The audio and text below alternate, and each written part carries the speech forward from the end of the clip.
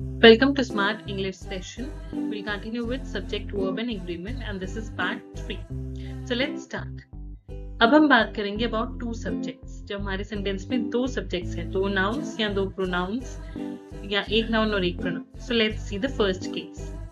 If the sentence has two subjects, nouns or pronouns joined by as well as or with, the verb should be in accordance to the first subject in the sentence. That means अगर दो nouns या दो pronouns या एक noun और एक pronoun है और उनके बीच में जो उनको जोड़ रहा है sentence में as well as लिखा है या with लिखा है, तो हम first subject को देख के अपना verb adjust करेंगे. For example, let's understand with example.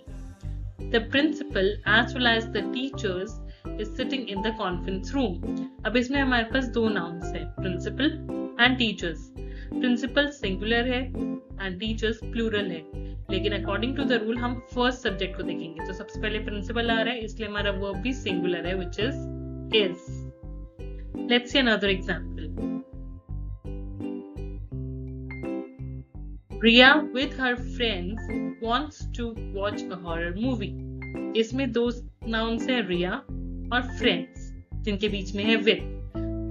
और हमारा पहला noun है Riya, which is singular, इसलिए हमने verb में s लगा दिया है. It becomes wants. Remember हमारा first case? So we'll follow the first subject. Now let's see another case.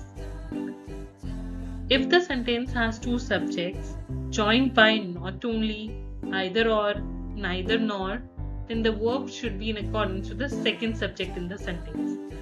पहले हमने देखा अगर as well as और with हो तो हम first subject को देखते हैं, लेकिन अगर not only, either or या neither or लिखा हो तो हम second subject को देख के अपना verb adjust करते हैं. For example, either my friends or I am going there.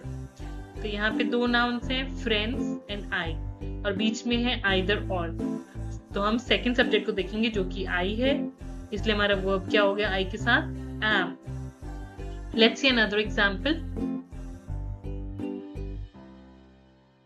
Neither Riya nor her friends want to watch the movie. So यहाँ पे neither nor है और जो हमारे दो nouns है वो है Riya और friends.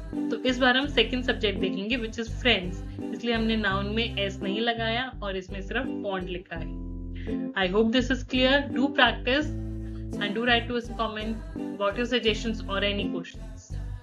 Do like, share and subscribe to our channel. Part 4 coming next Wednesday at 7 p.m.